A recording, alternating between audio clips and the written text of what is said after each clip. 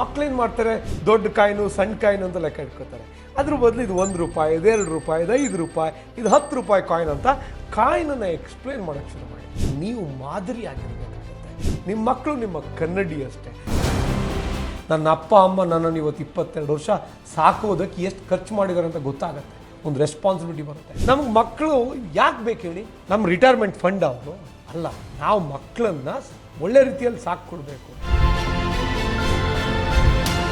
Hi hello ನಮಸ್ಕಾರ, welcome to Freedom Money Kannada YouTube channel. ನಾನು ಚೈತ್ರ. ಸ್ನೇಹಿತರೆ, ನಾನು ಪ್ರತಿ ಸತಿ ಹೇಳ್ತಾ ಇರ್ತೀನಿ, ಮನಿ ಮ್ಯಾನರ್ಸ್ ಆಗಿರ್ಬೋದು, ಮನಿ ಮ್ಯಾನೇಜ್ಮೆಂಟ್ ಇವೆರಡೂ ಕೂಡ ನಮ್ಮ ಲೈಫಲ್ಲಿ ತುಂಬ ಇಂಪಾರ್ಟೆಂಟ್ ರೋಲನ್ನು ಪ್ಲೇ ಮಾಡುತ್ತೆ. ಸೊ ದುಡ್ಡಿನ ವ್ಯಾಲ್ಯೂ ಗೊತ್ತಿದ್ದವರು ಲೈಫಲ್ಲಿ ಸಕ್ಸಸ್ ಆಗೋದು ಗ್ಯಾರಂಟಿ. ಸೊ ಚಿಕ್ಕ ವಯಸ್ಸಿನಿಂದಲೇ ನಾವು ಮಕ್ಕಳಿಗೆ ಮನಿ ಮ್ಯಾನೇಜ್ಮೆಂಟ್ ಆಗಿರ್ಬೋದು, ದುಡ್ಡಿನ ಬೆಲೆ ಆಗಿರ್ಬೋದು, ಅದನ್ನು ಹೇಗೆ ಬಳಸ್ಕೊಳ್ಬೇಕು ಅನ್ನೋದನ್ನು ನಾವು ತಿಳಿಸ್ಕೊಡ್ತಾ ಬರಬೇಕಾಗತ್ತೆ. ಸೊ ಆಗ ಮಾತ್ರ ಅವರು ಮುಂದೆ ಲೈಫಲ್ಲಿ ದುಡ್ಡನ್ನು ಹೇಗೆ ಉಪಯೋಗಿಸ್ಕೊಳ್ಬೇಕು, ಎಷ್ಟರ ಮಟ್ಟಿಗೆ ಉಪಯೋಗಿಸ್ಬೇಕು ಅನ್ನೋದ್ರ ಬಗ್ಗೆ ಅವ್ರಿಗೆ ಗೊತ್ತಾಗುತ್ತೆ. ಸೊ ಇವತ್ತು ನಾನು ನಿಮ್ಗೆ ನಿಮ್ಮ ಮಕ್ಕಳಿಗೆ ದುಡ್ಡಿನ ವಿಚಾರವಾಗಿ ತಿಳಿಸ್ಬೇಕಾದಂತಹ 12 ವಿಷಯಗಳ ಬಗ್ಗೆ ತಿಳಿಸ್ಕೊಡ್ತೀನಿ. ಈ ವಿಡಿಯೋವನ್ನ ಕೊನೆ ತನಕ ಮಿಸ್ ಮಾಡದೆ ನೋಡಿ. ಆ 12 ವಿಚಾರಗಳು ಯಾವುದು ಅನ್ನೋ ಡೀಟೇಲ್ ಸಿಗುತ್ತೆ. ಈ ಸೆಷನಲ್ಲಿ ನಾನು ನಿಮಗೆ ಹೇಗೆ ಹೇಳ್ಕೊಡ್ಬೇಕು ಅನ್ನೋದನ್ನು ಪ್ರಾಕ್ಟಿಕಲ್ ಆಗಿ ತೋರಿಸ್ತೀನಿ ನೋಡಿ. ನೀವು ಸ್ಕ್ರೀನ್ ಮೇಲೆ ನಿಮ್ಗೆ ಕಾಣ್ತಾ ಇದೆ. ಈಗ ಮಕ್ಕಳಿಗೆ ಕಾನ್ಸೆಪ್ಟ್ ಆಫ್ ಮನಿ ಹೇಗೆ ಹೇಳ್ಕೊಡೋದು, ದುಡ್ಡಿನ ಬೆಲೆ ಹೇಳ್ಕೊಡ್ಬೇಕಲ್ಲ. ಏನು ಮಾಡಿ, ಫಸ್ಟ್ ಕಾಯಿನ್ಸನ್ನು ಇದು ನೋಡಿ, ಮಕ್ಕಳೇನು ಮಾಡ್ತಾರೆ, ದೊಡ್ಡ ಕಾಯಿನು ಸಣ್ಣ ಕಾಯಿನು ಅಂತ ಲೆಕ್ಕ ಇಟ್ಕೋತಾರೆ. ಅದ್ರ ಬದಲು ಇದು 1 ರೂಪಾಯಿ, ಇದು 2 ರೂಪಾಯಿ, ಇದು 5 ರೂಪಾಯಿ, ಇದು 10 ರೂಪಾಯಿ ಕಾಯಿನ್ ಅಂತ ಕಾಯಿನನ್ನು ಎಕ್ಸ್ಪ್ಲೇನ್ ಮಾಡೋಕ್ಕೆ ಶುರು ಮಾಡಿ. ಆಮೇಲೆ ಅವರಿಗೆ ಈ ಕಾಯಿನ್ಸ್ಗಳನ್ನು ಪಿಗ್ಗಿ ಬ್ಯಾಂಕಲ್ಲಿ ಸೇವ್ ಮಾಡೋದನ್ನ ತೋರಿಸಿ. ಪಿಗ್ಗಿ ಬ್ಯಾಂಕಲ್ಲಿ ಸೇವ್ ಮಾಡುವಾಗ ನೀವೇನು ಮಾಡಿ, ಈ ಪಿಗ್ಗಿ ಬ್ಯಾಂಕಲ್ಲಿ ವೆರೈಟಿ ಪಿಗ್ಗಿ ಬ್ಯಾಂಕ್ ಇರುತ್ತೆ. ಆದರೆ ನೀವು ಸಾಧ್ಯವಾದಷ್ಟು ಈ ಟ್ರಾನ್ಸ್ಪರೆಂಟ್ ಆಗಿರುವ ಜಾರ್ಗಳು ಬರುತ್ತಲ್ಲ, ಅದನ್ನು ತಂದ್ಕೊಡಿ. ಟ್ರಾನ್ಸ್ಪರೆಂಟ್ ಯಾಕೆ ಗೊತ್ತಾ? ಈಗ ಟ್ರಾನ್ಸ್ಪರೆಂಟ್ ಜಾರಲ್ಲಿ ದುಡ್ಡನ್ನು ಹಾಕ್ತಾ ಇದ್ದಂಗೆ ಹೊರಗಡೆಯಿಂದ ಕಾಣ್ತಿರುತ್ತೆ, ಇಷ್ಟು ದುಡ್ಡಿದೆ ನಂದು, ಇಷ್ಟು ದುಡ್ಡಿದೆ, ಇಷ್ಟು ದುಡ್ಡಿದೆ, ಖುಷಿ ಪಡ್ಬೇಕು ಅವರು. ಅವ್ರಿಗೆ ಪ್ರತಿ ಸರಿ ದುಡ್ಡು ಹಾಕಿದಾಗ ಒಂಚೂರು ಮುಂದೋಯ್ತು, ಮೇಲೆ ಹೋಗ್ತಿದೆ, ಅವಾಗ ಅವ್ರಿಗೆ ಎನ್ಕರೇಜ್ಮೆಂಟ್ ಆಗುತ್ತೆ. ನಾನು ಅವಾಗ ನನ್ನ ಚಿಕ್ಕವನಿರ್ತಾ ಪಿಗ್ಗಿ ಬ್ಯಾಂಕಲ್ಲಿ ದುಡ್ಡು ಇಟ್ಕೊಂಡು ದಿನಕ್ಕೆ ಅಟ್ಲೀಸ್ಟ್ 2 ಸಾರಿ ತೆಗಿಯೋದು. ಚಿಕ್ಕವನಿರ್ತಾ ತೆಗೆದುಬಿಟ್ಟು ಲೆಕ್ಕ ಮಾಡೋದು, ಮತ್ತೆ ಹಾಕೋದು, ಇಡೋದು. ನನ್ನ ಮಕ್ಕಳು ಅದನ್ನೇ ಮಾಡ್ತಾರೆ ಈಗಲೂ ಕೂಡ. ಯಾಕೆ ಇದನ್ನು ಹೇಳ್ತೀನಿ ಅಂದರೆ, ಮಕ್ಕಳಿಗೆ ಹೇ ದುಡ್ಡು ಇಷ್ಟಾಯಿತು ಇಷ್ಟಾಯಿತು ಇಷ್ಟಾಯಿತು ಅಂತ. ಸೊ ಹಾಗಾಗಿ ಆ ಟ್ರಾನ್ಸ್ಪರೆಂಟ್ ಜಾರಿದ್ದು ತುಂಬ್ತಾ ಇದೆ ಅಂತೇಳಿ ಒಂದು ಎನ್ಕರೇಜ್ಮೆಂಟ್ ಆಗುತ್ತೆ. ಸೊ ಈ ಥರ ನೀವು ಹಣನ ಅವ್ರಿಗೆ ದುಡ್ಡನ್ನು ಇಂಟ್ರೊಡ್ಯೂಸ್ ಮಾಡಿಸ್ಬೋದು. ಎರಡನೇದು, ನೀವು ಲೀಡ್ ಬೈ ಎಕ್ಸಾಂಪಲ್ ಅಂತಾರಲ್ಲ, ಹಾಗೆ ನೀವು ಮಾದರಿ ಆಗಿರಬೇಕಾಗತ್ತೆ. ನಿಮ್ಮ ಮಕ್ಕಳು ನಿಮ್ಮ ಕನ್ನಡಿ ಅಷ್ಟೇ. ಸೊ ನೀವು ದುಡ್ಡನ್ನು ಖರ್ಚು ಮಾಡುವಾಗ, ವ್ಯವಹಾರ ಮಾಡುವಾಗ ಎಷ್ಟು ಜಾಗರೂಕತೆಯಿಂದ ಮಾಡ್ತೀರಿ, ಅದರಲ್ಲೂ ನಿಮ್ಮ ಮಕ್ಕಳು ನಿಮ್ಮನ್ನು ವಾಚ್ ಮಾಡ್ತಿರೋವಾಗ ಅನ್ನೋದು ಭಾಳ ಮುಖ್ಯ ಆಗುತ್ತೆ. ನಿಮ್ಮ ಮಕ್ಕಳು ನೀವು ಹೇಳ್ಕೊಟ್ಟಿದ್ದನ್ನು ಕಲಿಯೋದೇ ಇಲ್ಲ, ನೀವು ಮಾಡಿದ್ದನ್ನು ನೋಡಿ ಫಾಲೋ ಮಾಡ್ತಾರೆ. ಸೊ ಹಾಗಾಗಿ ದುಡ್ಡಿನ ವಿಚಾರ ಬಂದಾಗ ಏನು, ಸಿಂಪಲ್ ಎಕ್ಸಾಂಪಲ್ ಹೇಳ್ತೀನಿ.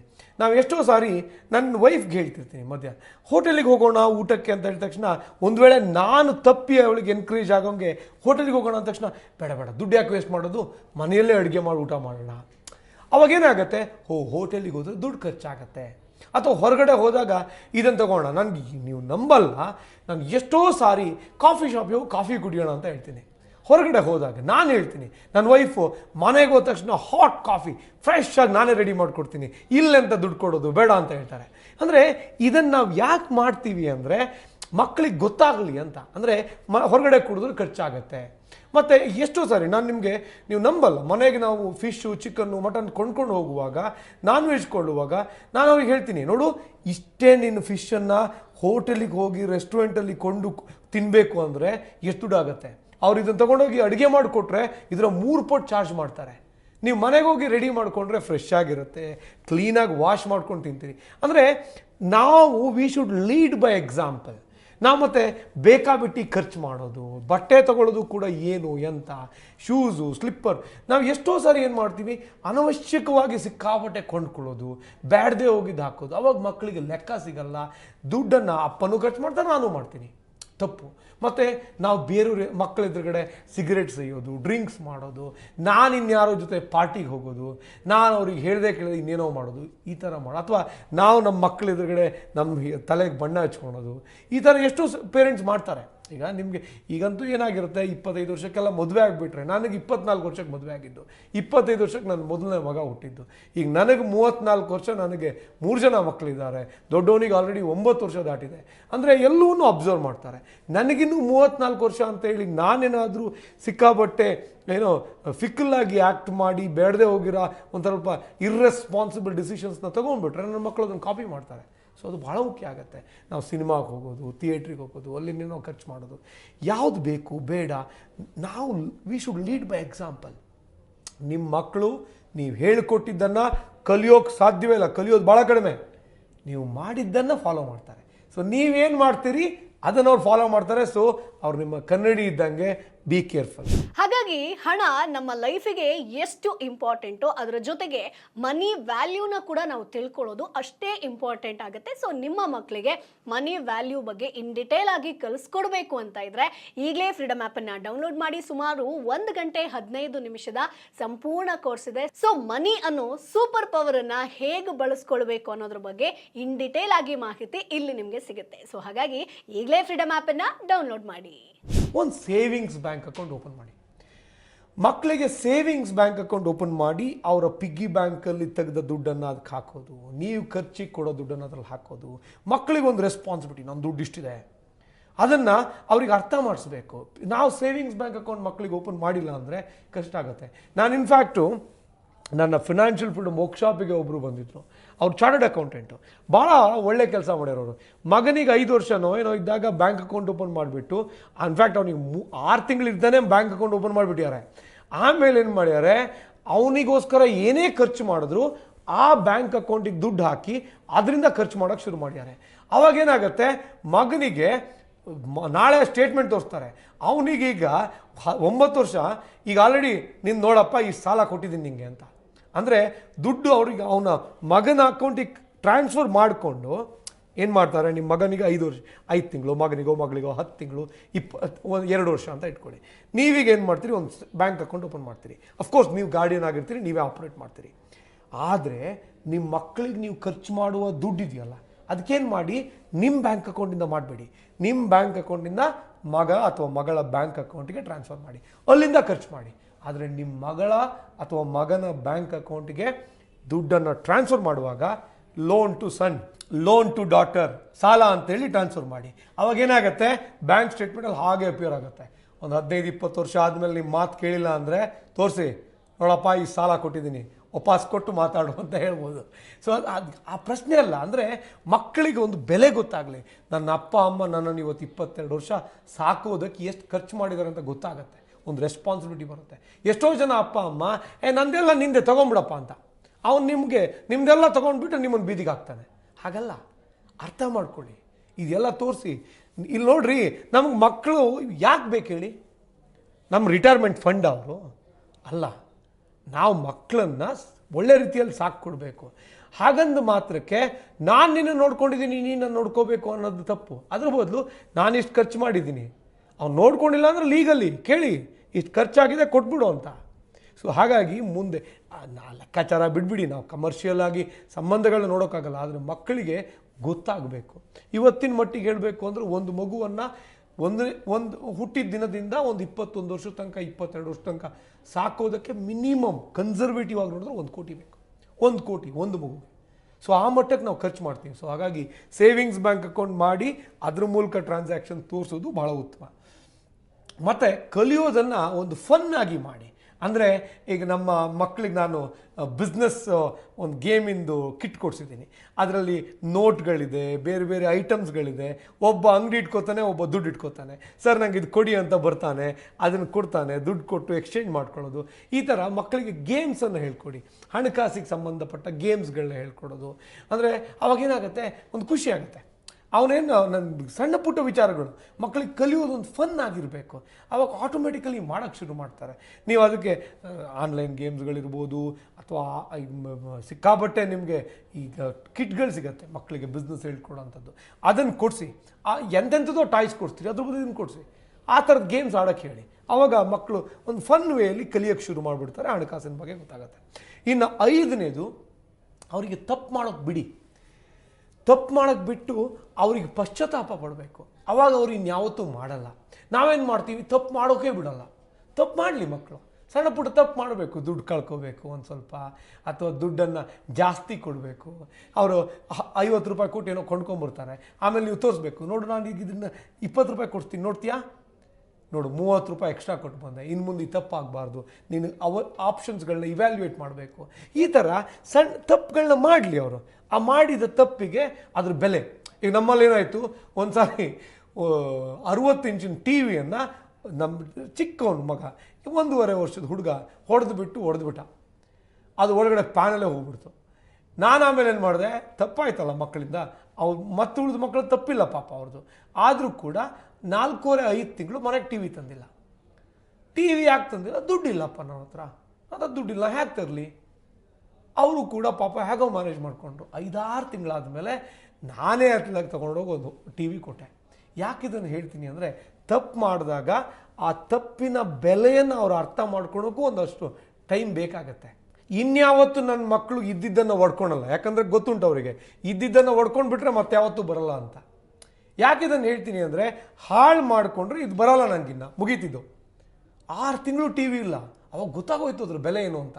ಸೊ ಹಾಗಾಗಿ ಆ ಥರದ ತಪ್ಪುಗಳನ್ನ ಮಾಡಿದಾಗ ಅದು ಒಂದು ಅವಕಾಶ, ನಿಮಗೆ ಪಾಠ ಹೇಳ್ಕೊಡೋಕೆ ಒಂದು ಅವಕಾಶ. ಸೊ ಹಾಗಾಗಿ ಆ ಥರ ಮಾಡಿದ್ರೆ ಒಳ್ಳೆಯದಾಗತ್ತೆ. ನೆಕ್ಸ್ಟು ಇನ್ನು ಅವ್ರಿಗೆ ದುಡಿಮೆ ಮಾಡೋದಕ್ಕೆ ಬಿಟ್ಬಿಡಿ. ನಾವೇನೋ ಮಾಡ್ತೀವಿ, ಏನು ಅಂದರೆ ಮಕ್ಕಳಿಗೆ ದುಡಿಮೆ ಮಾಡೋಕ್ಕೆ ಅವಕಾಶ ಕೊಡೋಲ್ಲ. ನನಗೆ ನನ್ನ ಪ್ರಕಾರ 2017ರಲ್ಲಿ ನಂದು ಬುಕ್ಕು ರಿಲೀಸ್ ಆಗಿದ್ದು, ಲವ್ ಬಿಯಾಂಡ್ ಡೆತ್ ಬುಕ್ಕು. ಆ ಬುಕ್ ರಿಲೀಸ್ ಆದಾಗ 150 ರೂಪಾಯಿ ಅದ್ರನ್ನ MRP ಇತ್ತು. ನಾನು ನನ್ನ ಮಗನಿಗೆ, ನಮ್ಮ ಅಪಾರ್ಟ್ಮೆಂಟಲ್ಲಿ 450 ಮನೆ ಇದೆ, ಅವನಿನ್ನೂ ಚಿಕ್ಕವನು, ಅವಾಗ 6 ವರ್ಷ ಅಂತ ಕಾಣುತ್ತೆ, 6 ವರ್ಷ ಹುಡುಗನಿಗೆ ಬುಕ್ ಕೊಟ್ಬಿಟ್ಟು, ನೋಡು ಮಗನೇ, ನೀನು ನಮ್ಮ ಅಪಾರ್ಟ್ಮೆಂಟಲ್ಲಿ ಎಲ್ರಿಗೂ ಮಾರಾಟ ಮಾಡು, ಒಂದು ಬುಕ್ಕಿಗೆ ನಿಂಗೆ 50 ರೂಪಾಯಿ ಕೊಡ್ತೀನಿ. ಅವ್ನು ನೆಗೋಷಿಯೇಟ್ ಮಾಡೋಕ್ಕೆ ಶುರು ಮಾಡೋದು, ಇಲ್ಲ ನಂಗೆ 100 ರೂಪಾಯಿ, ನಿಮ್ಗೆ 50 ರೂಪಾಯಿ ಅಂತ. ಆಯ್ತು ಮಾರಾಯ ಅಂತೇಳಿ ಕೊಟ್ಬಿಟ್ಟು ಅವನ ಹತ್ರ ಬುಕ್ಕನ್ನು ಮಾರಾಟ ಮಾಡ್ತಿದ್ದೆ. ಅವ್ನು ಹೋಗ್ಬಿಟ್ಟು, ಅಂಕಲ್ ನಮ್ಮ ಅಪ್ಪ ಬರೆದಿದ್ದ ಬುಕ್ ಇದು ರಿಲೀಸ್ ಆಗಿದೆ, ತೊಗೊಳ್ಳಿ ಅಂಕಲ್ ಅಂತೇಳಿ ನೆಗೋಷಿಯೇಟ್ ಮಾಡಿ ಕೊಡ್ತಿದ್ದ. ಅಥವಾ ನಮ್ಮ ಅಪಾರ್ಟ್ಮೆಂಟಲ್ಲಿ ಮಕ್ಕಳು ಏನು ಮಾಡ್ತಾರೆ ಅಂದರೆ, ಪ್ರತಿ ವೀಕೆಂಡಲ್ಲಿ ನಾವು ಜ್ಯೂಸ್ ಮಾಡ್ತೀವಿ, ಮಿಲ್ಕ್ ಶೇಕ್ ಮಾಡ್ತೀವಿ, ಆಮೇಲೆ ನಾವು ಈ ಸ್ಯಾಂಡ್ವಿಚಸ್ ಮಾಡ್ತೀವಿ ಅಂತ ಹೇಳಿ ಒಂದು ಪ್ರಿಂಟೌಟ್ ತೆಗೆದು ಲಿಫ್ಟ್ ಹತ್ರ ಹಾಕ್ಕೊಂಡ್ಬಿಡ್ತಾರೆ. ಈ ನಂಬರಿಗೆ ಕಾಲ್ ಮಾಡಿ ಅಂತ ನಮ್ಮ ಇಂಟರ್ಕಾಮ್ ನಂಬರ್ ಕೊಡ್ತಾರೆ. ಆಮೇಲೆ ಬೇರೆಯವ್ರು ಫೋನ್ ಮಾಡಿ, ಮಕ್ಕಳಲ್ವಾ ಅಂತ ಎನ್ಕರೇಜ್ ಮಾಡೋಕ್ಕೆ ಒಂದು 5-6 ಮಕ್ಕಳು 8 ಮಕ್ಕಳು ಸೇರಿಬಿಟ್ಟು, ಇಬ್ಬರು ಅವರು ಅಡುಗೆ ಮಾಡೋರು ಶೆಫ್ ಅವರು, ಇನ್ನು ಇಬ್ಬರು ಆರ್ಡ್ರ್ ತೊಗೊಂಡವ್ರು, ಒಬ್ಬ, ಇನ್ನು 3-4 ಜನ ಡೆಲಿವರಿ ಮಾಡೋರು, ಹೋಮ್ ಡೆಲಿವರಿ ಮಾಡೋರು. ಈ ಥರ ಮಾಡಿಬಿಟ್ಟು ನಮ್ಮ ಮಕ್ಕಳು ಅಪಾರ್ಟ್ಮೆಂಟಲ್ಲಿ 6ರಿಂದ 8 ವರ್ಷದಿಂದ ಒಂದು 12-13 ವರ್ಷದ ಮಕ್ಕಳು ಎಷ್ಟು ಖುಷಿಯಿಂದ ಮಾಡ್ತಾರೆ ಗೊತ್ತಾ. ಅವ್ರಿಗೆ ಶೇಮ್ಲೆಸ್ನೆಸ್ ಇರಬಾರ್ದು. ಅಂದರೆ ನಾವು ಇದರಲ್ಲೆಲ್ಲ ಅವ್ರಿಗೆ ಅಂಜಿಕೆ ಕಲಿಸ್ಬಿಡ್ತೀವಿ, ಹಾಗೆಲ್ಲ ಮಾಡಿಬಿಟ್ರೆ ನಮ್ಗೆ ಏನು ಅನ್ಕೋತಾರೆ, ಏನು ಅಂದ್ಕೊಳಲ್ಲ. ಕಳ್ತನ ಮಾಡ್ತಿಲ್ಲ, ನಾವು ದುಡಿಮೆ ಮಾಡ್ತಿದ್ದೀವಿ, ಯಾಕ್ರಿ ಹೆದರಬೇಕು? ಸೊ ಹಾಗಾಗಿ ಈ ಥರದ ಸಣ್ಣ ಪುಟ್ಟ ಪಾಠಗಳನ್ನ ಹೇಳ್ಕೊಡೋದು ಬಹಳ ಮುಖ್ಯ ಆಗುತ್ತೆ. ಹಾಗೆಯೇ ಈ ದುಡಿಮೆ ವಿಚಾರದಲ್ಲಿ ಬಂದಾಗ ನೀವು ಮನೆಯಲ್ಲೂ ಕೂಡ ಅವ್ರಿಗೆ ಹೇಳಿಕೊಡ್ಬೋದು. ಈಗ ನೋಡಪ್ಪ, ನೀನು ದಿನ ಬೆಳಗ್ಗೆ ಎದ್ದು ಇಷ್ಟೆಲ್ಲ ಕೆಲಸ ಮಾಡಿಬಿಟ್ರೆ ನಿಂಗೆ ಇಷ್ಟು ದುಡ್ಡು ಕೊಡ್ತೀನಿ. ಡೆಫಿನೆಟ್ಲಿ ಮಾಡ್ತಾರೆ, ಡೆಫಿನೆಟ್ಲಿ ಮಕ್ಕಳು ಮಾಡ್ತಾರೆ. ನಿಮಗೆ ಈಗ ಫಾರ್ ಎಕ್ಸಾಂಪಲ್, ಇವತ್ತು ಬಾಲ್ಕನಿ ಕ್ಲೀನ್ ಮಾಡು, ಇವತ್ತು ಬೆಡ್ರೂಮ್ ಕ್ಲೀನ್ ಮಾಡು, ಟಾಯ್ಲೆಟ್ ಕ್ಲೀನ್ ಮಾಡು, ಮಾಡಿಸಿ. ಮಕ್ಕಳಿಗೆ ಈ ಥರದ ಸಣ್ಣ ಪುಟ್ಟ ಕೆಲಸ ಮಾಡಿ ಸಣ್ಣ ರಿವಾರ್ಡ್ ಕೊಟ್ಟಾಗ ಆಬ್ವಿಯಸ್ಲಿ ಅದ್ರ ಬೆಲೆ ಗೊತ್ತಾಗತ್ತೆ. ಆ ಥರ ಮಾಡಿಸೋದು ಬಹಳ ಮುಖ್ಯ ಆಗುತ್ತೆ. ಸೊ ಮನೇಲೂ ಕೂಡ ಸಣ್ಣ ಪುಟ್ಟ ಕೆಲಸ ಕೊಡಿ. ಆಮೇಲೆ ನೋಡಿ, ಮೇಡಿಗೆ ಕೊಡೋ ದುಡ್ಡು ನಿಂಗೆ ಕೊಡ್ತೀನಪ್ಪ, ಇದು ಮಾಡು, ಮಾಡಿಸಿ. ನಾವು ಎಷ್ಟೋ ಸಾರಿ ಮಾಡೋ ತಪ್ಪೇನೆಂದರೆ, ಮಕ್ಳಿಗೆ ಇದೆಲ್ಲ ಹೇಳಿಬಿಟ್ರೆ ಸಿಕ್ಕಾಪಟ್ಟೆ ಪ್ರಾಕ್ಟಿಕಲ್ ಆಗ್ಬಿಡ್ತಾರೆ, ಕಮರ್ಷಿಯಲ್ ಆಗ್ತಾರೆ. ಎಷ್ಟೋ ಜನ ನನಗೂ ಕಮೆಂಟ್ ಮಾಡ್ತಾರೆ, ನೀವು ಹಿಂಗೆ ಮಾಡಿದ್ರೆ ನಾಳೆ ನಿಮ್ಗೆ ವಯಸ್ಸದಾಗ ಹಂಗೆ ಮಾಡ್ತಾರೆ. ನೋಡಿರಿ, ನೀವು ಮೂರ್ಖ ತಂದೆ ತಾಯಿಗಳಾದರೆ ಮಕ್ಕಳು ನಮ್ಮನ್ನು ವಯಸ್ಸದಾಗ ನೋಡ್ಕೋಬೇಕು ಅಂತ ಇಷ್ಟಪಡ್ತೀರಿ. ನೀವು ಬುದ್ಧಿವಂತರಾಗಿದ್ದರೆ ನಿಮ್ಮ ಜೀವನಕ್ಕೆ, ನಿಮ್ಗೆ 60 ವರ್ಷ 55 ವರ್ಷ ಆದಮೇಲೆ ನಿಮಗೆ ಹಣಕಾಸಿನ ವಿಚಾರದಲ್ಲಿ ನೀವು ಯಾರ ಮೇಲೂ ಡಿಪೆಂಡ್ ಆಗಬಾರ್ದು. ನಿಮ್ಮ ಮಕ್ಕಳು ಎಷ್ಟೇ ಒಳ್ಳೆಯವರಾಗಿರಲಿ, ನೀವು ಇವತ್ತು ಎಷ್ಟೇ ಚೆನ್ನಾಗಿ ನೋಡ್ಕೊಳ್ಳಿ, ನಾಳೆ ಅವ್ರು ನೋಡ್ಕೋತಾರೆ ಅನ್ನೋ ಗ್ಯಾರಂಟಿ ಯಾರಿಗೂ ಇಲ್ಲ. ಬೇರೆ ಬೇರೆ ಕಾರಣಗಳಿಗೆ, ಒಂದೇ ಅವ್ರಿಗೆ ನೋಡ್ಕೋಬೇಕು ಅನ್ನೋ ಇಚ್ಛೆ ಇದ್ದರೂ ಕೂಡ ಫಿನಾನ್ಷಿಯಲಿ ಅವರಿಗೆ ರಿಸೋರ್ಸಸ್ ಇಲ್ಲದೆ ಇರ್ಬೋದು, ಅವಾಗ ನೋಡ್ಕೊಳಕ್ಕಾಗಲ್ಲ. ಅಥವಾ ನಿಮ್ಮ ಮಗ ಒಳ್ಳೆಯವನು, ಸೊಸೆ ಒಳ್ಳೆಯವಳು ಇಲ್ಲದೆ ಇರ್ಬೋದು, ನಿಮ್ಮ ಮಗಳು ಒಳ್ಳೆಯವಳು, ಅಳಿಯ ಒಳ್ಳೆಯವನು ಇಲ್ಲದೆ ಇರ್ಬೋದು. ಸೊ ಹಾಗಾಗಿ ಅದು ಯಾವುದನ್ನು ಎಕ್ಸ್ಪೆಕ್ಟ್ ಮಾಡಬೇಡಿ. ಮಕ್ಕಳಿಗೆ ಪ್ರಾಕ್ಟಿಕಲಾಗಿ ಏನು ಕಲಿಸ್ಬೇಕು ಅದನ್ನು ಕಲಿಸಿ ದಯವಿಟ್ಟು. ಇನ್ನು 7ನೇದು, ನಿಮ್ಮ ಮನೆಯ ಬಜೆಟ್ನ ಒಟ್ಟಾಗಿ ಕೂತ್ಕೊಂಡು ಮಾಡಿ. ನೋಡು ಮಗನೇ, ಈ ಮಂತು ನಾವು ತರಕಾರಿ ಲಾಸ್ಟ್ ಮಂತ್ ಇಷ್ಟು ಖರ್ಚು ಮಾಡಿದ್ದೀವಿ, ಈ ಸರಿ ಒಂದು ಸ್ವಲ್ಪ ಎಕ್ಸ್ಟ್ರಾ ಚರ್ಚೆ ಮಾಡಿ, ಅಥವಾ ನಮ್ಮ ಮನೆಯಿಂದ ದೂರದಲ್ಲಿ ಅಂಗಡಿ ಮಾರ್ಕೆಟ್ ಇದೆಯಲ್ಲ, ಮನೆ ಹತ್ರದ ಅಂಗಡಿಲಿ ತೊಗೊಂಡ್ರೆ ಕಾಸ್ಟ್ಲಿ ಆಗುತ್ತೆ, ಮಾರ್ಕೆಟಿಗೆ ಹೋಗ್ತಂದ್ರೆ ಸ್ವಲ್ಪ ಈ ಮಂತ್ ಒಂದು 500 ರೂಪಾಯಿ ತರಕಾರಿ ಉಳಿಸ್ಬೋದೇನೋ, ಅಥವಾ ಒಂದು 300 ರೂಪಾಯಿ ತರಕಾರಿ ಉಳಿಸ್ಬೋದೇನೋ. ನಾವು ಚಿಕನ್ ಯಾವಾಗಲೂ ಮಟನ್ ಇಲ್ಲಿ ತೊಗೋತೀವಿ, ಇಲ್ಲಿ 20 ರೂಪಾಯಿ ಜಾಸ್ತಿ ಇದೆ, ಇಲ್ಲಿ 50 ರೂಪಾಯಿ ಮಟನ್ನಿಗೆ ಜಾಸ್ತಿ ಇದೆ, ನಾವು ಅಲ್ಲೋಗಿ ತೊಗೊಂಡ್ರೆ ನಮ್ಗೆ ಅದು 50 ರೂಪಾಯಿ ಉಳಿಯುತ್ತೇನೋ. ಈ ಥರ ಒಟ್ಟಾಗಿ ಪ್ಲ್ಯಾನ್ ಮಾಡಿ ಬಜೆಟಿಂಗ್ ಮಾಡಿ, ಈ ಮಂತ್ ನಾವು ಬಟ್ಟೆಗೆ ಶಾಪಿಂಗ್ ಈ ಸರಿ ಕಡಿಮೆ ಮಾಡೋಣ, ಈ ಮಂತ್ ಹೊರಗಡೆ ಊಟ ಮಾಡೋದು ಬೇಡ, ಇಷ್ಟು ದುಡ್ಡು ಉಳಿಯುತ್ತೆ, ಆ ದುಡ್ಡನ್ನು ಹೀಗೆ ಯೂಸ್ ಮಾಡೋಣ, ಒಟ್ಟಾಗಿ ಬಜೆಟ್ ಮಾಡಿ. ಅವ್ರಿಗೊಂದು ರೆಸ್ಪಾನ್ಸಿಬಿಲಿಟಿ ಬರುತ್ತೆ. ಇಲ್ಲಾಂದ್ರೆ ಏನಾಗುತ್ತೆ, ನನ್ನಪ್ಪ ಕಂಜೂಸು ಅಂತ ನಿಮಗೆ ಕಂಪ್ಲೇಂಟ್ ಮಾಡ್ತಾನೆ. ಅದ್ರ ಬದಲು ನಮ್ಮಪ್ಪ ಎಷ್ಟು ರೆಸ್ಪಾನ್ಸಿಬಲ್ಲು, ಎಷ್ಟು ಚೆನ್ನಾಗಿ ಅವ್ರನ್ನೂ ಸೇರಿಸ್ಕೊಳ್ಳಿ, ಲೆಕ್ಕ ಬರೆಯೋ ಕೆಲಸ ಮಾಡಿ, ಪ್ಲ್ಯಾನ್ ಮಾಡಿ. ಒಂದು ಸಂಡೇ ನಾವು TV ಸೀರಿಯಲ್ಲು ಇನ್ನೇನೋ ನೋಡ್ತೀವಿ, ಇದನ್ನು ಮಾಡಿರಿ, ಜೀವನ ಆಗತ್ತೆ. ಸೊ ಅದು ಭಾಳ ಮುಖ್ಯ. ಆಮೇಲೆ ನಿಮ್ಮ ಮಕ್ಕಳಿಗೆ ಸಾಲದ ಬಗ್ಗೆ ಹೇಳ್ಕೊಡೋದು, ಇದು 8ನೇ ವಿಚಾರ. ಹೇಗೆ ಹೇಳ್ಕೊಡ್ತೀರಿ ಅಂದರೆ, ನಿಮ್ಮ ಮಕ್ಕಳಿಗೆ ನಾನು ಹೇಳ್ತೀನಿ, ನಮ್ಮಪ್ಪ ನನಗೇನು ಮಾಡ್ತೀನಿ ಅಂದರೆ, ಸಾಲ ತೊಗೊಳಕ್ಕೆ ಹೋಗುವಾಗ ಬ್ಯಾಂಕಲ್ಲಿರ್ಬೋದು, ನಮ್ಗೆ ಅವಾಗ ಹಳ್ಳಿಯಲ್ಲಿ ಮಂಡಿ ಅಂತ, ಈಗ ನಮಗೆ ಅಡಿಕೆ ಮಂಡಿಗೆ ನಾವು ಅಡಿಕೆ ಕೊಡೋದು, ಅಡಿಕೆ ಮಂಡಿಯವರಿಗೆ ನಮ್ಮದು ಅಡಿಕೆನ ಅವ್ರಿಗೆ ಕೊಡೋದು, ಅದಲ್ಲದೆ ಮಳೆಗಾಲದಲ್ಲಿ ನಮಗೆ ಅಡಿಕೆ ದುಡ್ಡು ಖರ್ಚಾದ ತಕ್ಷಣ ಸಾಲ ತರಬೇಕು. ಸಾಲ ತರಕ್ಕೆ ಮಂಡಿಗೆ ಹೋಗ್ಬಿಟ್ರೆ ನಮ್ಮ ಅಡಿಕೆ ಹೆಂಗಿದ್ರು ಹೋಗುತ್ತೆ, ಮತ್ತು ಅವ್ರು ಬೇರೆ ವರ್ಷಕ್ಕೆ 30% ಏನೋ ಬಡ್ಡಿ, ಅಂದರೆ ತಿಂಗಳಿಗೆ 2.5%, ತಿಂಗಳಿಗೆ 3% ಬಡ್ಡಿ ತಗೋತಾರೆ. ಆದರೂ ಕೂಡ ನಾವು ಸಾಲ ಕೇಳುವಾಗ ಹಿಂಗೆ ಅಂಜಿಕೆಯಿಂದ ಕೇಳಬೇಕು. ಆ ಸಾಲ ಕೇಳೋದಿದೆಯಲ್ಲ, ಅದನ್ನು ತೋರಿಸಿ. ಆ ಜೀವನದಲ್ಲಿ ಎಷ್ಟು ಜಿಗುಪ್ಸೆ ಆಗುತ್ತೆ ಸಾಲ ಕೇಳೋ ಅಷ್ಟೊತ್ತಿಗೆ, ಅಂಜಿಕೆ ಆಗುತ್ತೆ, ಅದನ್ನು ಮಕ್ಕಳಿಗೆ ತೋರಿಸಿ. ನಾವು ಸಾಲ ನಾವೇನೋ ನಮ್ಮ ಪ್ರಿಂಟ್ ಮಾಡಿಬಿಡ್ತೀವಿ, ರಿಸರ್ವ್ ಬ್ಯಾಂಕ್ ನಮ್ಮ ಮನೇಲೇ ಇದೆ ಅಂತ ಹೇಳಿ ಮಕ್ಕಳಿಗೆ ನೀ ಅದ್ರ ಬಗ್ಗೆ ಚಿಂತನೆ ಮಾಡಬೇಡ ಅಂತ. ತಪ್ಪು. ನಾನು ಎಷ್ಟೋ ಜನ ನೋಡಿದ್ದೀನಿ, ಅಪ್ಪ ಅಮ್ಮ ಭಾಳ ಕಷ್ಟಪಡ್ತಿರ್ತಾರೆ, ಮಕ್ಕಳು ಅವ್ರ ಶೋಕಿ ತಲೆಗೆ ಬಣ್ಣ ಹಾಕ್ಕೊಳೋದು, ಅವ್ರೇನೋ ನಾಯಿ ಚೈನ್ ಥರದ್ದು ಚೈನ್ ಹಾಕ್ಕೊಳೋದು, ಅಂಥಂಥದ್ದೋ ವಿಚಿತ್ರ ಬಟ್ಟೆ ಹಾಕೋದು, ಇನ್ಯಾವುದೋ ವಿಚಿತ್ರ ಶೂಸ್ ಹಾಕೋದು, ಇದನ್ನೆಲ್ಲ ನೋಡಿದ ತಕ್ಷಣ ನಮಗೆ ಹೊಡಿಬೇಕು ಅಂತ ಅನಿಸುತ್ತೆ. ಪಾಪ ಅಪ್ಪ ಅಮ್ಮ ಆ ಏಜ್ ಮೀರಿರ್ತಾರೆ, ಅಂದರೆ ಮಕ್ಕಳನ್ನ ಅದೇ ಹೇಳ್ತಾರಲ್ಲ, ಗಿಡವಾಗಿ ಬಗ್ಗದ್ದು ಮರವಾಗಿ ಬಗ್ಗೀತೆ ಅಂತ ಹೇಳಿ, ಆ ಥರ ಆಗಿಬಿಡುತ್ತೆ. ನೀವು ದಯವಿಟ್ಟು ಅದಕ್ಕೆ ಅವಕಾಶ ಕೊಡಬೇಡಿ. ಮಕ್ಕಳಿಗೆ ಸಾಲದ ಬಗ್ಗೆ, ಸಾಲ ಯಾಕೆ ತರ್ತೀವಿ, ನಮ್ಮ ಕಷ್ಟ ಹೆಂಗಿರುತ್ತೆ, ಸಾಲ ಕಟ್ದಿದ್ರೆ ಹೆಂಗಾಗುತ್ತೆ. ಇವತ್ತು ನೋಡಿದಿರಿ ಎಷ್ಟೋ ಕಡೆ ಸಾಲ ಕಟ್ದಿದ್ದಾಗ ಪ್ರೈವೇಟ್ ಫಿನಾನ್ಸ್ ಎಲ್ಲ ತೊಗೊಂಡೋದಾಗ ಮನೆಗೆ ಬಂದು ಗಲಾಟೆ ಮಾಡ್ತಾರೆ, ಹೊಡಿತಾರೆ. ಈ ಥರದ್ದೆಲ್ಲ ಆಗೋದನ್ನು ತೋರಿಸ್ಬೇಕು ಮಕ್ಕಳಿಗೆ. ಅವಾಗ ಹಣಕಾಸಿನ ಬಗ್ಗೆ ರೆಸ್ಪಾನ್ಸಿಬಿಲಿಟಿ ಆಟೋಮ್ಯಾಟಿಕಲಿ ಬರುತ್ತೆ. ಆಮೇಲೆ ಅವರಿಗೆ ಟ್ಯಾಕ್ಸ್ ಬಗ್ಗೆ ಹೇಳ್ಕೊಡಿ. ಟ್ಯಾಕ್ಸ್ ಏನು, ಹೆಂಗೆ ವರ್ಕ್ ಆಗುತ್ತೆ, ಟ್ಯಾಕ್ಸ್ ಯಾಕೆ ಕಟ್ಟಬೇಕು, ಟ್ಯಾಕ್ಸ್ ಕಟ್ಟಿದ್ರೆ ಏನಾಗುತ್ತೆ, ನಮ್ಮ ಸಂಬಳದಲ್ಲಿ ಆದಾಯದಲ್ಲಿ ಎಷ್ಟು ಟ್ಯಾಕ್ಸ್ ಹೋಗುತ್ತೆ ಅದನ್ನು ತೋರಿಸಿ. ಆಮೇಲೆ ಲಾಂಗ್ ಟರ್ಮ್ ಪ್ಲ್ಯಾನಿಂಗು, ಅಂದರೆ ಇವತ್ತು ನಾಳೆ ಆಯಿತು, ಬಟ್ ನಾವು ಮನೆ ಕಟ್ಟಬೇಕಲ್ಲ, ಮನೆ ಕಟ್ಟೋಕ್ಕೆ 2 ಕೋಟಿ ರೂಪಾಯಿ ದುಡ್ಡು ಬೇಕು, ಮನೆ ಕಟ್ಟೋಕ್ಕೆ 1 ಕೋಟಿ ರೂಪಾಯಿ ದುಡ್ಡು ಬೇಕು, ಎಲ್ಲಿಂದ ತರೋಣ, ಈಗಿಂದ ಸೇವ್ ಮಾಡಬೇಕು. ಎಷ್ಟು ಸೇವ್ ಮಾಡೋದು, ಅಥವಾ ನಮಗೆ ನಿನ್ನ ಎಜುಕೇಷನ್ ಮಗನೇ, ಈಗ 5 ವರ್ಷದ ಮಗನಿಗೆ ನೀ 20 ವರ್ಷ ಆದಮೇಲೆ ನೀನು ಅಮೆರಿಕ ಹೋಗಿ ಓದಬೇಕು, ಅಥವಾ ಇನ್ಯಾವುದೋ ದೊಡ್ಡ ಪ್ರೆಸ್ಟೀಜಿಯಸ್ ಇನ್ಸ್ಟಿಟ್ಯೂಟಿಗೆ ಹೋಗಿ ಓದಬೇಕು, ಅದಕ್ಕೆ ಇಷ್ಟು ದುಡ್ಡು ಬೇಕಾಗತ್ತೆ, ಅದಕ್ಕೋಸ್ಕರ ಎತ್ತಿಡೋಣ. ಅಥವಾ ನೀನು 25 ವರ್ಷ ಆಗ್ತಿದ್ದಂಗೆ ನೀನು ಬಿಸ್ನೆಸ್ ಶುರು ಮಾಡಬೇಕು, ಅದಕ್ಕೊಂದಷ್ಟು ದುಡ್ಡು ಬೇಕು ಬಿಸ್ನೆಸ್ ಶುರು ಮಾಡೋಕ್ಕೆ, ಈಗಿನಿಂದನೇ ಸೇವ್ ಮಾಡೋಣ. ಈ ಥರದ ಲಾಂಗ್ ಟರ್ಮ್ ಪ್ಲ್ಯಾನ್ಗಳನ್ನು ನೋಡು. ನನ್ನ ರಿಟೈರ್ಮೆಂಟಿಗೆ ನಾನು ವಯಸ್ಸಾದ್ಮೇಲೆ ನಿನ್ನ ಹತ್ರ ದುಡ್ಡು ಕೇಳೋಕ್ಕಾಗತ್ತೆ, ಆಗಲ್ವಲ್ಲ. ಹಾಗಾಗಿ ನಂದು ರಿಟೈರ್ಮೆಂಟಿಗೆ ನಾನು ಹೊಂದಿಸ್ಬೇಕಲ್ಲ, ಹಾಗಾಗಿ ನಾನು ಪ್ಲ್ಯಾನ್ ಮಾಡ್ತೀನಿ ಕಣೋ ಅಂತ ಅವ್ನಿಗೆ ತೋರಿಸಿ. ನಮ್ಮ ಮನೇಲಿ ನಮ್ಮ ಮಕ್ಳಿಗೆ ಯಾವಾಗಲೂ ಹೇಳ್ತಿರ್ತೀನಿ ನಾನು, ನನ್ನ ವೈಫ್ನ ನೀವು ನೋಡ್ಕೊಳ್ಳೋದೇ ಬೇಡ, ನಿಮ್ಮ ಜೀವನ ನೀವು ಮಾಡ್ಕೊಳ್ಳಿ. ಅಪ್ಪ ಅಮ್ಮ ಮಾಡಿದ ಆಸ್ತಿ ಏನಾದ್ರು ಸಿಗತ್ತೆ ಅಂತ ಏನಾರು ಆಸೆ ಇದ್ದುಬಿಟ್ರೆ ಮರ್ತು ಬಿಟ್ಬಿಡಿ ಮಕ್ಕಳ. ನಾವು ಮಾಡಿದ ಆಸ್ತಿ ನಾವು ತಿಂದು ಹಂಚಿ ಅಥವಾ ಫ್ರೀಯಾಗಿ ದಾನ ಮಾಡಿ ಹೋಗ್ತೀವಿ, ನಿಮಗಂತೂ ಕೊಡಲ್ಲ ಅಂತ. ಯಾಕಂದರೆ ಅವ್ರ ಮೈಂಡಲ್ಲಿ ಅಪ್ಪ ಅಮ್ಮ ಮಾಡಿಟ್ಯಾರೆ ಅಂತ ಒಂದು ಸರಿ ಬಂದುಬಿಟ್ರೆ ನಾನು ಯಾಕೆ ಸಂಪಾದನೆ ಮಾಡಬೇಕು ಅಂತ ಬಂದುಬಿಡುತ್ತೆ. ಹಾಗಾಗಿ ಅರ್ಥ ಮಾಡಿಸಿ, ಅಪ್ಪ ಅಮ್ಮ ಸಂಪಾದನೆ ಮಾಡಿದ್ದು ಅದು ಅವ್ರದ್ದು, ಅವ್ರು ಏನು ಮಾಡಬೇಕು ಅದು ಅವ್ರಿಗೆ ಬಿಟ್ಟಿದ್ದು. ನನಗೆ ಬೇಕಾ ನಾನು ಸಂಪಾದನೆ ಮಾಡ್ತೀನಿ, ಅಪ್ಪ ನನಗೆ ಎಜುಕೇಷನ್ ಕೊಡಿಸ್ತಾರೆ, ನಾನು ಮುಂದಿನ ಜೀವನ ಕಟ್ಕೋಬೇಕು ಅಂತ. ಆ ಥರ ಆ ಲಾಂಗ್ ಟರ್ಮ್ ಪ್ಲ್ಯಾನಿಂಗನ್ನು ಅವ್ರಿಗೆ ಹೇಳ್ಕೊಡ್ಬೇಕು. ಆಮೇಲೆ ಹೂಡಿಕೆ ಬಗ್ಗೆ, ಮನಿ ವ್ಯಾಲ್ಯೂ ಆಫ್ ಟೈಮ್, ದುಡ್ಡನ್ನು ಹೂಡಿಕೆ ಮಾಡಿದ್ರೆ ಹೆಂಗೆ ಬೆಳೆಯುತ್ತೆ, ಗಿಡ ಮರ ಬೆಳೆದಂಗೆ ಅದು ಎಷ್ಟು ದೊಡ್ಡದಾಗಿ ಬೆಳೆಯುತ್ತೆ. ಪವರ್ ಆಫ್ ಕಾಂಪೌಂಡಿಂಗ್ನ ಇಂಟ್ರೊಡ್ಯೂಸ್ ಮಾಡಿಸಿ, ಸೆನ್ಸೆಕ್ಸ್ ತೋರಿಸಿ, ಜಾಗ ತೋರಿಸಿ. ನೋಡಿ, ಈ ಸೈಟ್ 5,000 ರೂಪಾಯಿ ಇತ್ತು 20 ವರ್ಷದ ಹಿಂದೆ, ಇವತ್ತು ನೋಡು 5 ಕೋಟಿ ಆಗಿದೆ ಅಂತ ತೋರಿಸಿ. ಪ್ರಾಕ್ಟಿಕಲ್ ಆಗಿ ಒಂದಷ್ಟು ಜನ ಹತ್ರ ಮಾತಾಡಿಸಿ, ಅವ್ರನ್ನ ಕರ್ಕೊಂಬಂದು ಮಾತಾಡಿಸಿ. ಆವಾಗ ಇನ್ವೆಸ್ಟಿಂಗ್ ಬೆಲೆ ಗೊತ್ತಾಗುತ್ತೆ. ವಾರನ್ ಬಫೆಟ್ ಸ್ಟೋರಿ ಹೇಳಿ, ರಾಕೇಶ್ ಜುಂಜುನ್ವಾಲಾ ಸ್ಟೋರಿ ಹೇಳಿ, ಧೀರುಭಾಯ್ ಅಂಬಾನಿ ಕತೆ ಹೇಳಿ, ಈ ಥರ ಸ್ಟೋರಿಗಳನ್ನ ಹೇಳಿಬಿಟ್ಟು ಇನ್ವೆಸ್ಟಿಂಗ್ ಬಗ್ಗೆ ಅವರಿಗೆ ಎಕ್ಸ್ಪ್ಲೇನ್ ಮಾಡಬೇಕು. ಅದು ಭಾಳ ಮುಖ್ಯ. ನಿಮ್ಮ ಮಕ್ಕಳಿಗೆ ಗುರಿ ಸೆಟ್ ಮಾಡೋದು ಹೇಳ್ಕೊಡಿ. ಅಂದರೆ ಗೋಲ್ಸ್ಗಳನ್ನ, ಇದು ನನ್ನ ಜೀವನದ ಗುರಿ, ನಾನು ಕಾರ್ ತಗೋಬೇಕು, ಮನೆ ತಗೋಬೇಕು, ಅಥವಾ ನಾನು ಪ್ರೈವೇಟ್ ಜೆಟ್ ತಗೋಬೇಕು, ನಾನು ಬಿಸ್ನೆಸ್ ಕಟ್ಟಬೇಕು, ಅಥವಾ ಇನ್ನೇನೋ ಒಂದು.